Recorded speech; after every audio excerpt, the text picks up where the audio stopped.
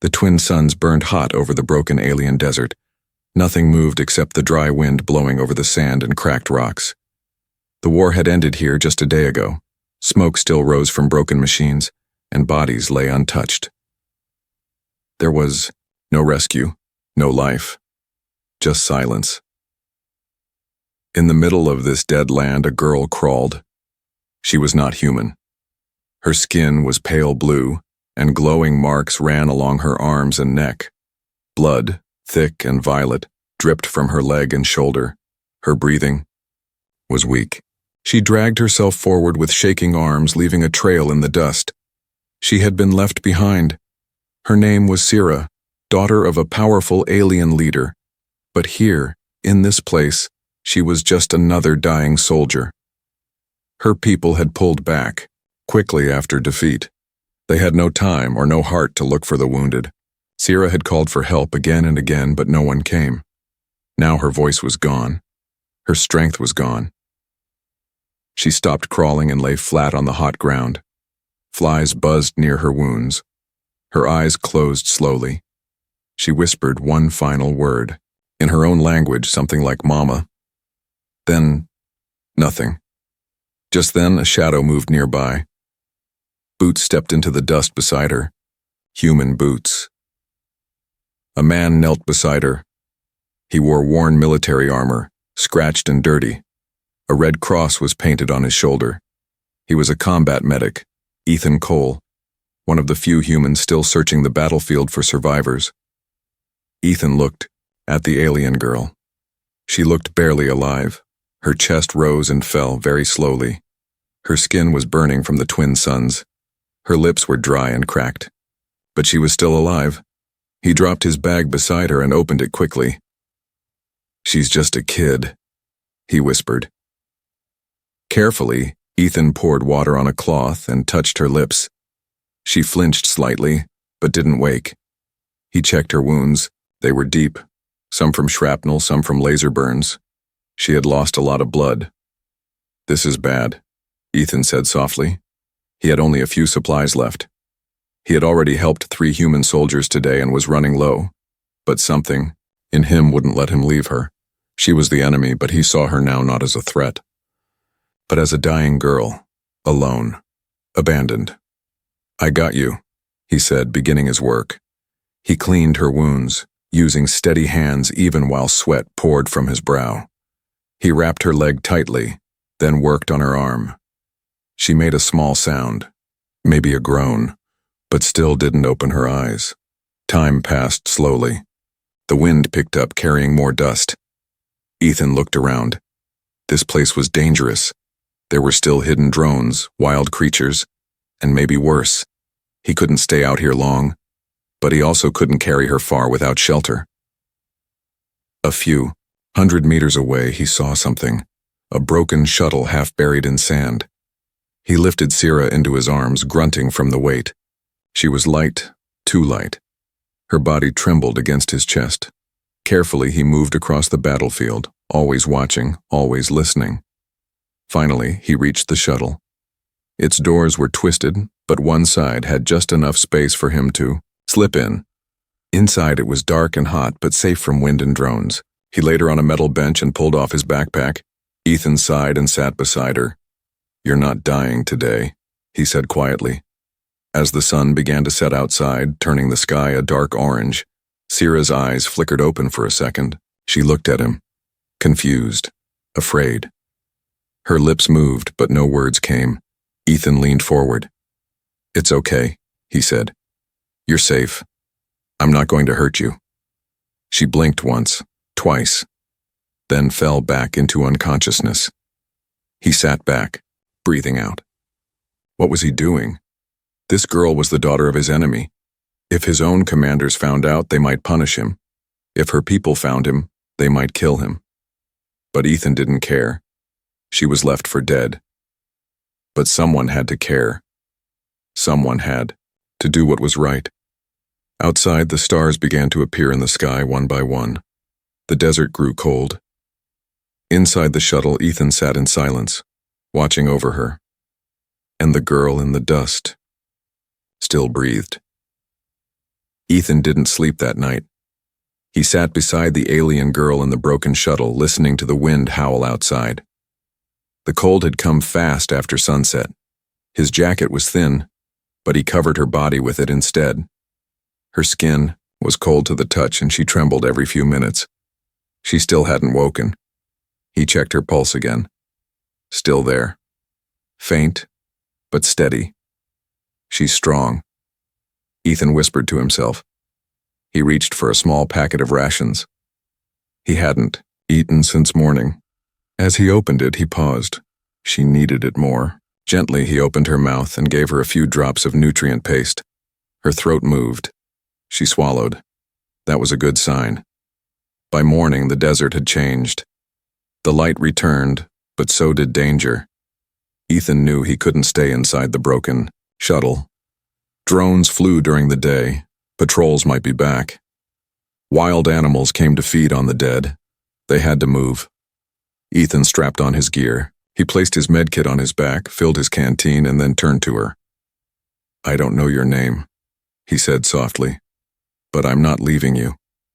He lifted her again, carefully, cradling her head against his shoulder. Her body was limp but warm now. He tied cloth around her injuries so they wouldn't reopen. Then he stepped outside. The sun hit hard. The sand burned again. Ethan started walking. There was an old supply station 6 miles west, marked on a soldier's map he had found. It was risky, but the only chance he had. He walked slowly, every step careful. She groaned once in his arms but didn't wake. He gave her water from his canteen. An hour passed, then 2. The desert played tricks on his mind.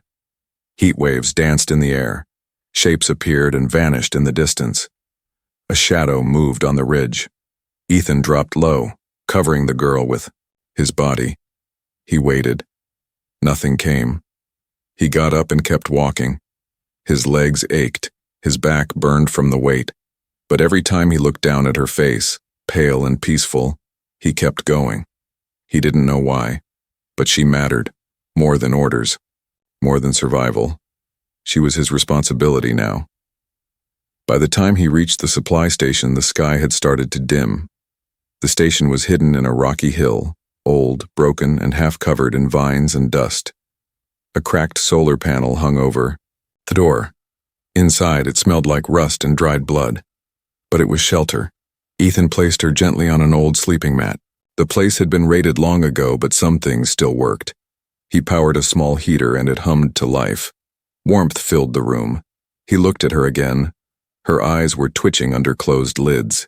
She was dreaming. Suddenly, her body jerked. She gasped and opened her eyes wide. Ethan rushed to her side.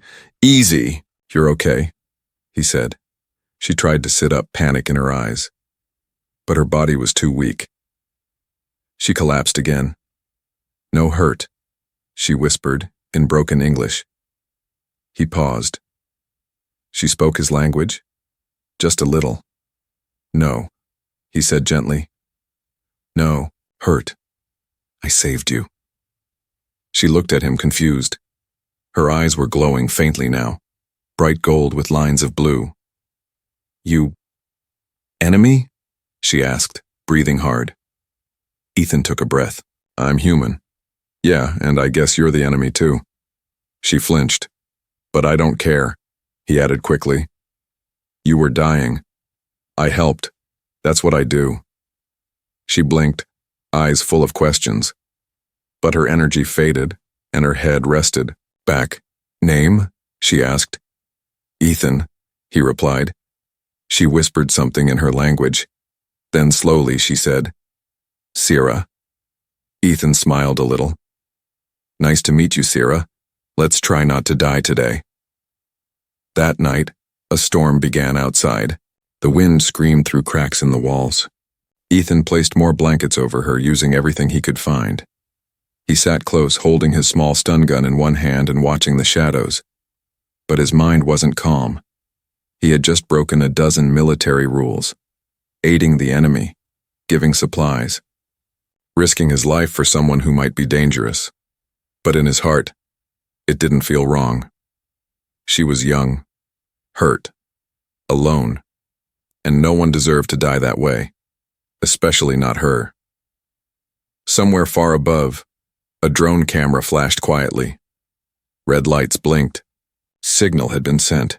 Someone knew where Ethan was now and they were coming. Sierra woke to the sound of humming. It was low and soft, almost like a lullaby, but it wasn't a song. It came from a small machine on the wall. A heater. Warm air blew gently over her face. For a moment she thought she was home. Then pain hit. Her chest, her shoulder, her leg. She gasped and sat up too fast. Her body screamed in protest and she cried out. "Whoa, easy!" Ethan rushed to her side, holding her gently. "You're okay. You're safe." Sierra looked around with wide, confused eyes. She saw broken walls, cracked lights, an old military station filled with dust, and the human man kneeling beside her. Ethan. She remembered now. He had carried her. He had cleaned her wounds, and he hadn't left her to die. "You still here," she said slowly, each word heavy and hard for her to speak. "I told you," Ethan said with a half smile. "I'm not leaving." She stared at him for a long moment. Her people always said humans were monsters, cold, brutal, selfish. But this one had fed her, given her warmth, protected her. She placed a hand on her chest. "Sierra," she whispered. Ethan nodded. "Yeah, I remember you told me. Sierra." Then, slowly, she pointed at him. Her lips trembled as she tried to speak. Ann." He blinked. His name. She said his name. It wasn't perfect, but it was clear. He smiled wide. "That's right. Ethan." She looked away, her cheeks turning a soft shade of purple, her people's version of a blush. But the soft moment didn't last. A loud thump echoed from outside. Sierra froze. Ethan stood up fast, grabbing his stun gun. Another sound. Closer this time. A crunch of boots on gravel. "Someone's out there," he whispered. He moved to the narrow window and peeked outside. Two figures, black armor, heavy rifles. Not human soldiers. Mercenaries, scavengers. They hunted battlefields looking for tech, weapons, and sometimes living people. Ethan moved back to Sierra. "You have to stay quiet."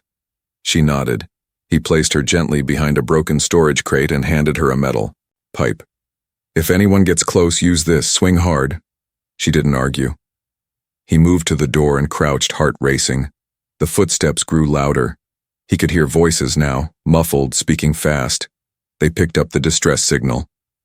"They're checking for survivors," Ethan whispered to himself. "Probably looking to sell whoever they find." A click. The door creaked open slightly. One shadow entered. Ethan didn't wait. He leaped forward, knocking the man off balance. They crashed to the floor. The mercenary grunted, but Ethan was faster. He slammed the butt of his stun gun into the man's face. Once. Twice.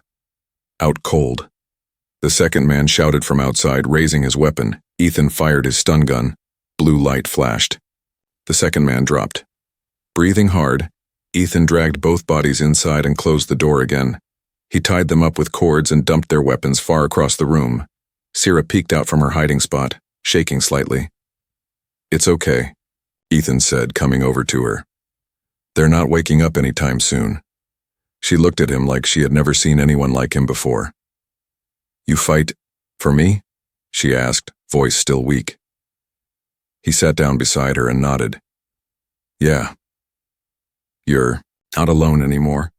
Sierra stared at the ground, quiet. Then after a few seconds she did something strange. She reached forward and touched his hand. Her fingers were cold, thin, almost glowing slightly.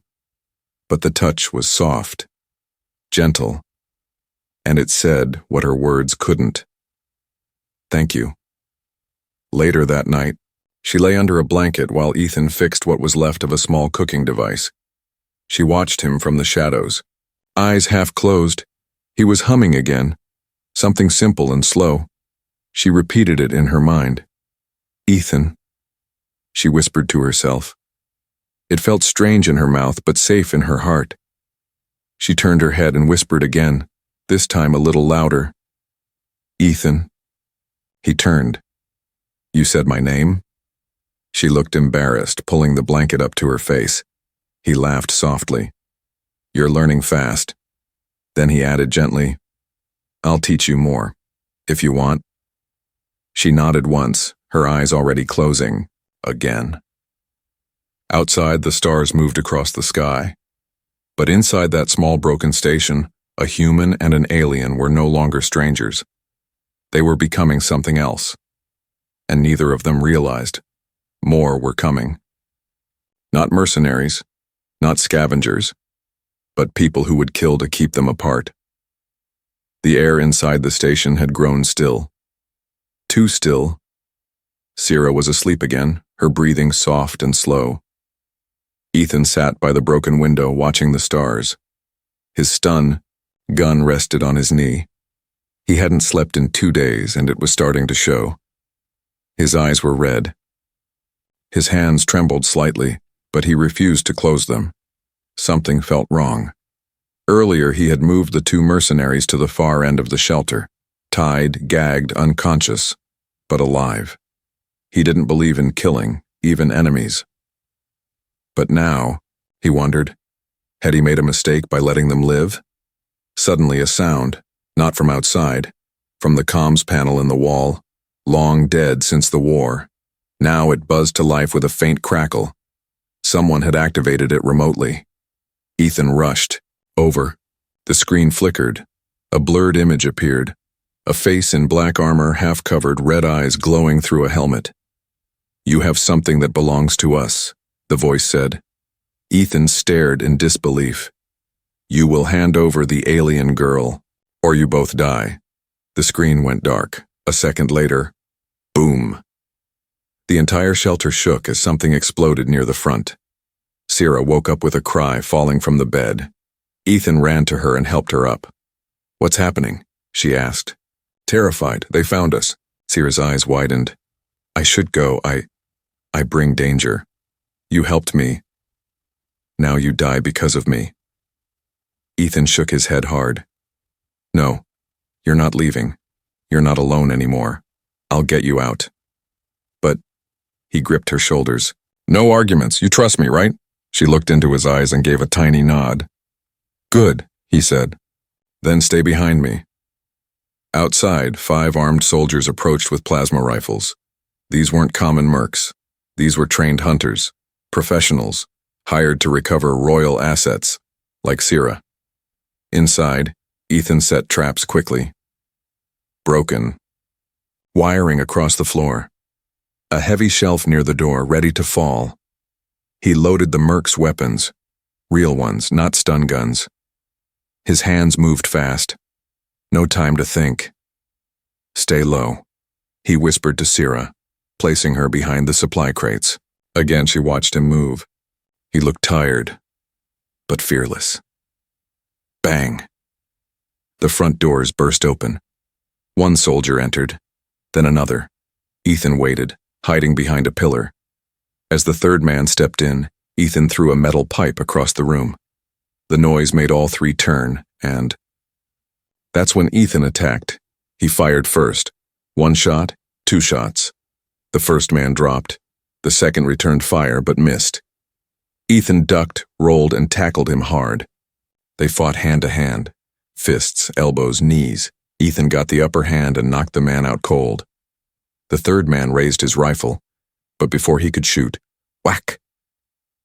Sierra had struck him from behind with the metal pipe Ethan gave her days ago. The man dropped like a stone. She stood there shaking, tears in her eyes, but still gripping the pipe. Ethan looked at her, stunned. You saved me. You saved me first, she whispered, but it wasn't over.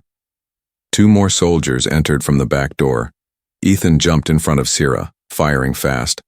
The shots hit one in the leg, sending him down screaming. The other aimed at Ethan and fired. The blast hit his side. Ethan fell to one knee, groaning in pain. His armor absorbed some of the hit, but not all. Blood stained his shirt. Sierra screamed and ran to him. The last attacker stepped forward, gun raised. Ethan tried to lift his own weapon, but his hand slipped. He was too slow, too late. And then, loud roar shook the building. The mercenary's own unconscious partner, the first one Ethan knocked out, had woken up and, confused and still half-tied, fired wildly, hitting his own man in the back. The final attacker dropped. Silence returned.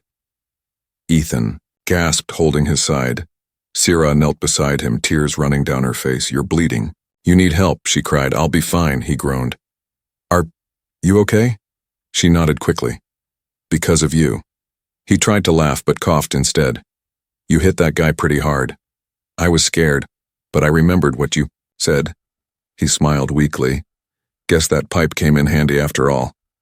Later, as she cleaned his wound with shaky hands, she whispered, "You almost died, just for me." "I'd do it again," he replied. She stopped. Her glowing eyes searched his tired face. "Why?" she asked. He looked at her, really looked at her. "Because you're not the enemy to me anymore. You're Sierra, and I don't leave people behind." Far above the planet on a hidden warship, a cold voice spoke into a transmitter.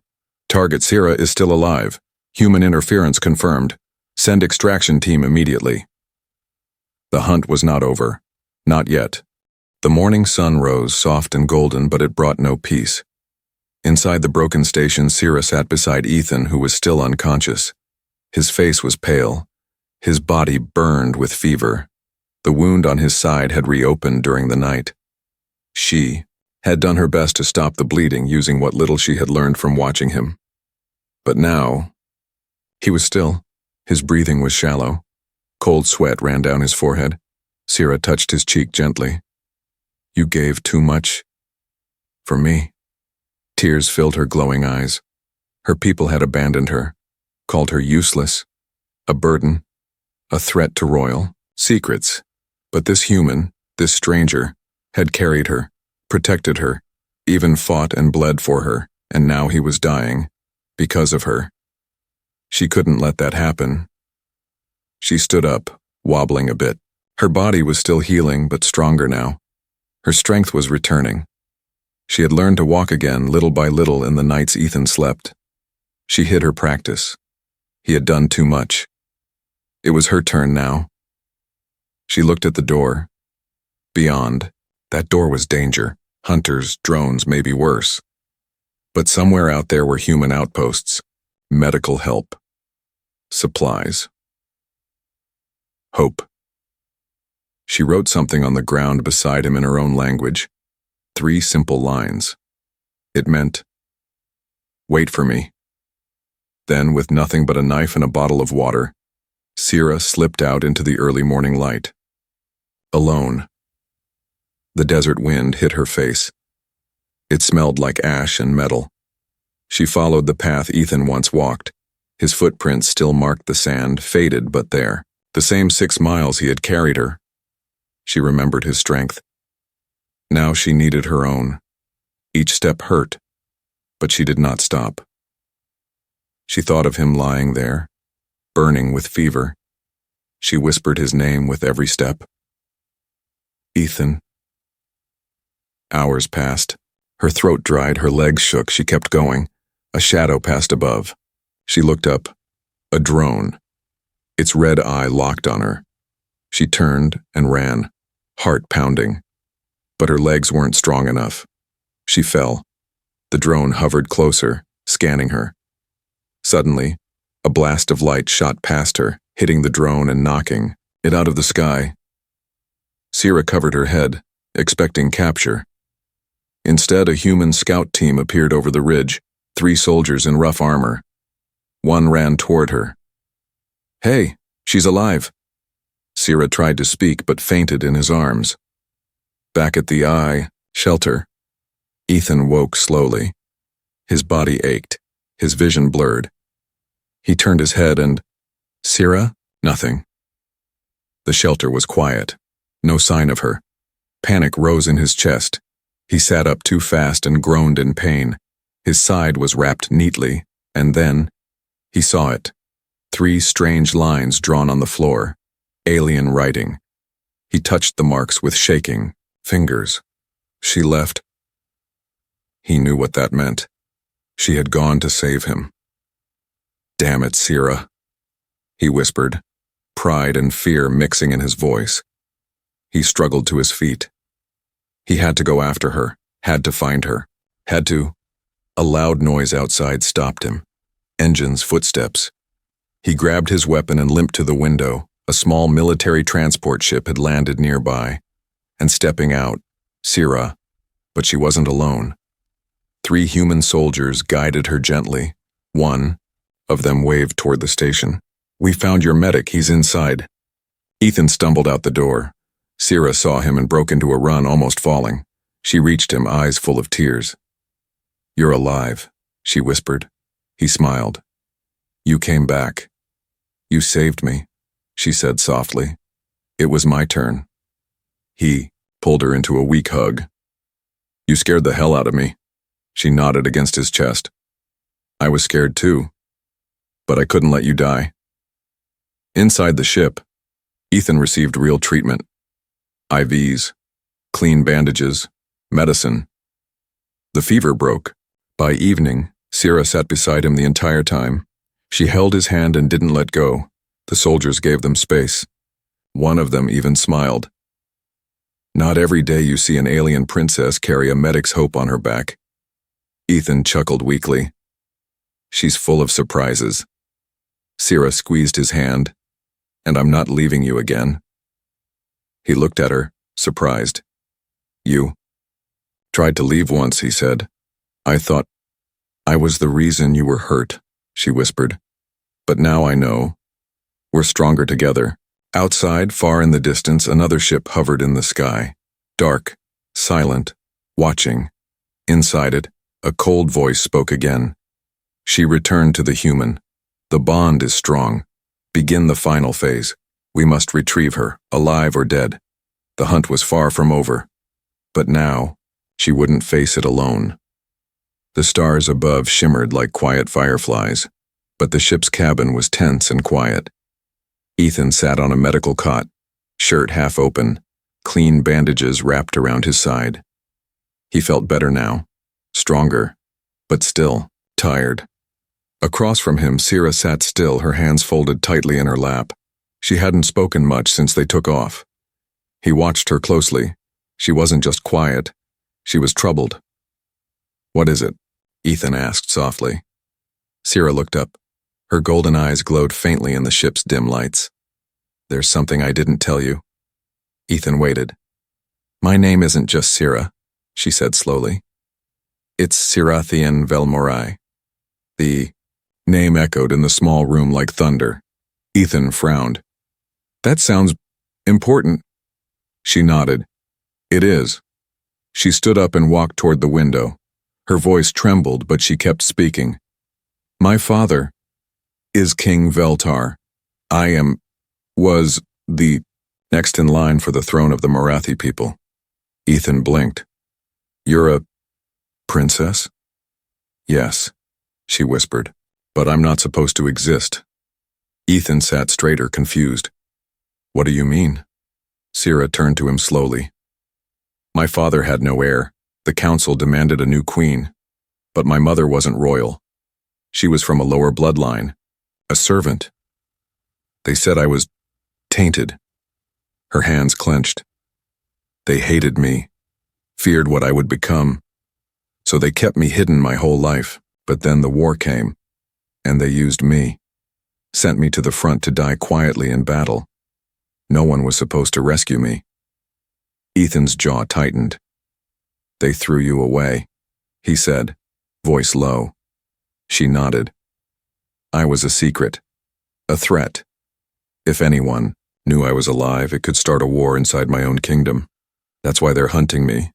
They don't want peace, they want silence." Ethan stood, still holding his side, and walked to her. "Let them come," he said. "We'll face them together." She looked up at him with wide, wet eyes. "Why do you care so much?" "Because I saw you in the dust," he said. "And you didn't give up even when you were bleeding and alone." Because you fought beside me. Because you came back for me. He smiled softly. Because you're not just some princess.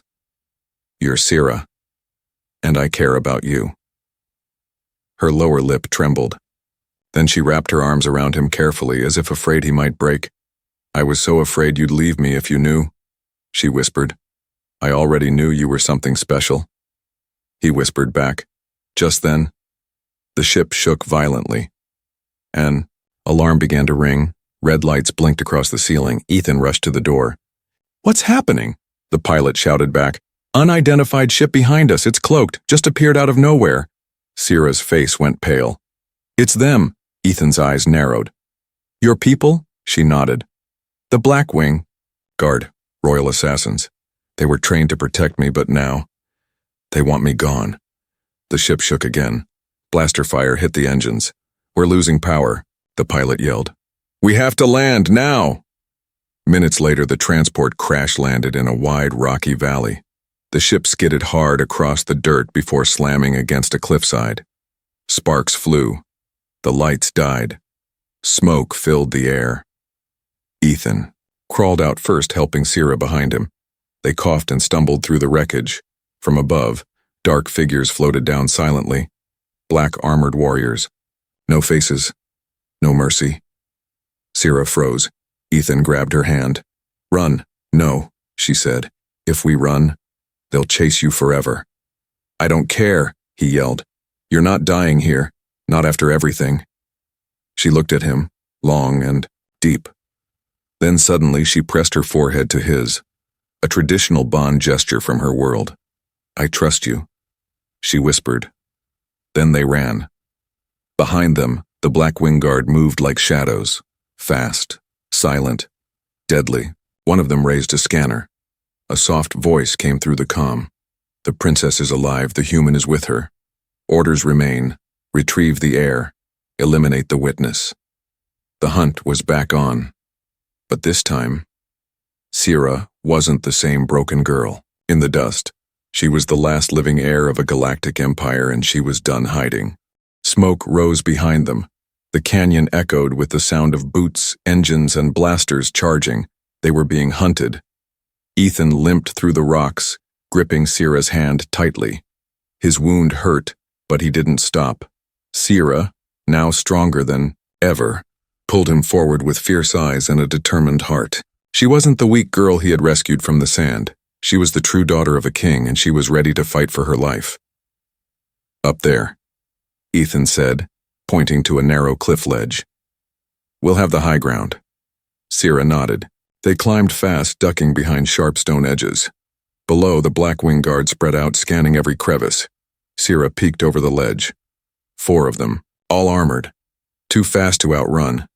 Too strong to face alone. Ethan took a deep breath. Then we don't face them alone. He pulled a flare from his pack. She looked at him. What's that? A signal. Last resort. It'll call every nearby human unit. But they'll kill you for helping me, she whispered. Then let them try. And with that, he fired the flare into the sky. A red streak shot upward, burning like fire against the blue. For a moment, everything stopped. Then, the guard saw them. There, a voice shouted, "Take the girl, kill the human!" They fired. Ethan pushed Sira behind a boulder as plasma bolts ripped through the air. He returned fire, hitting one guard in the shoulder. The enemy didn't even flinch, just kept moving. Robotic and silent, we can't hold this spot, Ethan yelled. Sira stood. Then we take the fight to them. He blinked. What are you? She stepped out from cover, arms raised. Wait, Ethan shouted. But she was calm. Her voice echoed across the canyon. I am Siratien Velmorai, daughter of the true line. You swore to protect me, not kill me. The sadist guards paused for just a second. That's when human dropships broke through the clouds. The roar of engines filled the air.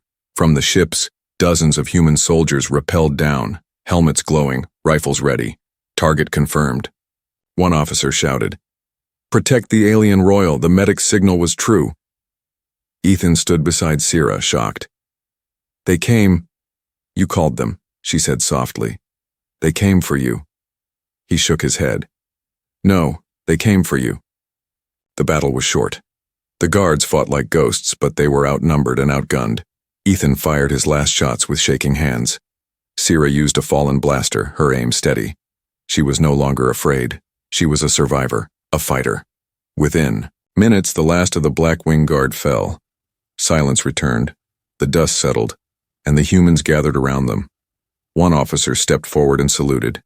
Medic Ethan Cole, he said, you are hereby commended for your bravery. And Princess Sierra, your presence will be taken to the United Planet Council. Sierra looked confused. Why? Ethan smiled.